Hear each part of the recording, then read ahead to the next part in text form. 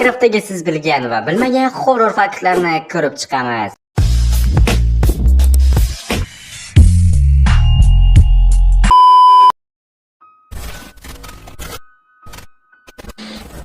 Fairlands. Bu joy haqida ko'pchilik bilmasligi mumkin, chunki bu joy hozirda rasmiy o'yinda mavjud emas. Bu joy 1.8 versiyadan boshlab olib tashlangan, lekin eski versiyalarda yoki modlar orqali buni ko'rishingiz mumkin. O'zbek tiliga to'g'ridan-to'g'ri tarjima qiladigan bo'lsak, chekka hududlar, ya'ni Minecraftda uzoq hududlar degan ma'noni anglatadi. Tashqi ko'rinishni aytadigan bo'lsam, butun yer strukturasi buzilgan. Bloklar havoda osilib turadi, yer ostidagi g'orlar esa osmon bilan aralashib ketgan. Daraxtlar, tog'lar va daryolar sirli tarzda yaroqsiz joylashgan. Xuddi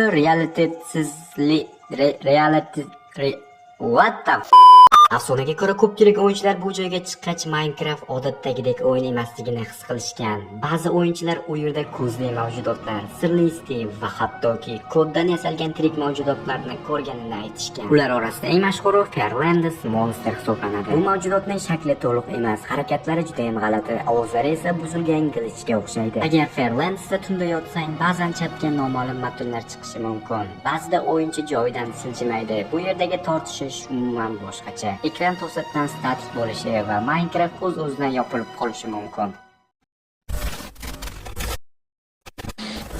Agar siz bu ovozlarni eshitmagan bo'lsangiz, demak siz Minecraft o'ynamagansiz.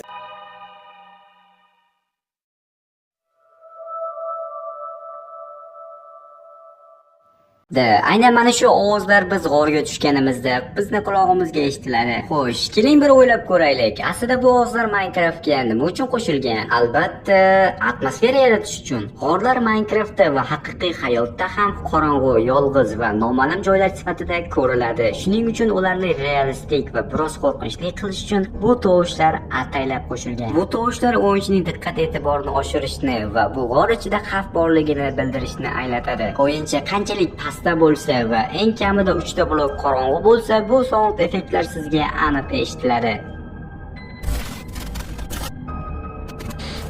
Minecraft yana bir qiziqarli va g'alati moblardan biri bu Enderman. Endermanlar shaxsan men uchun ham juda ham qiziqarli mavjudot. Siz Endermanlarni Minecraftning istalgan biyomida uchratishingiz mumkin. Faqatgina suv ostidan tashqari. Va ularni Minecraftdagi boshqa moblardan farqi qo'llariga bloklarni ko'tarib olishi. Xo'sh, Endermanlar aslida gapira oladimi?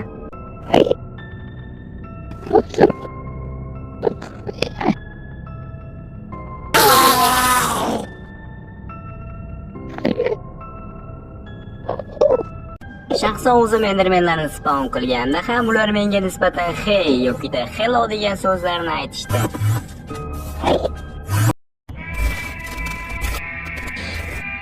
Disk 11, ya'ni qora disk. Musiqa yo'q, faqat yugurayotgan odamning nafas olishi, qadamlar, qog'oz shovqini, to'xtov, so'ngra diskning o'chishi. Juda bezovta qiluvchi va dahshatli tovushlarga to'la. Nazariyalarga qaraganda o'yinchi g'ordan nimadirdandir qochayotganini bildiradi. Ba'zilar bu odam Herobrine'dan yoki Fairlands monsterdan qochmoqda deb hisoblashadi. Oxirida tovush birdaniga uziladi.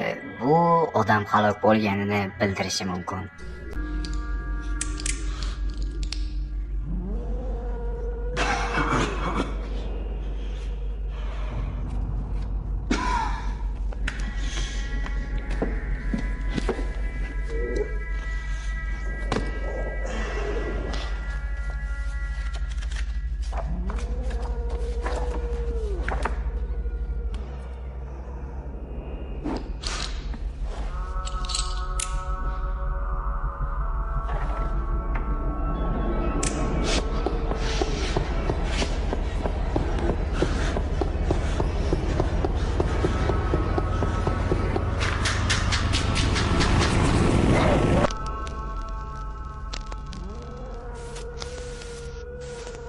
Va disk 13 da ham mana shunday qo'rqinchli soundtrack eshitiladi.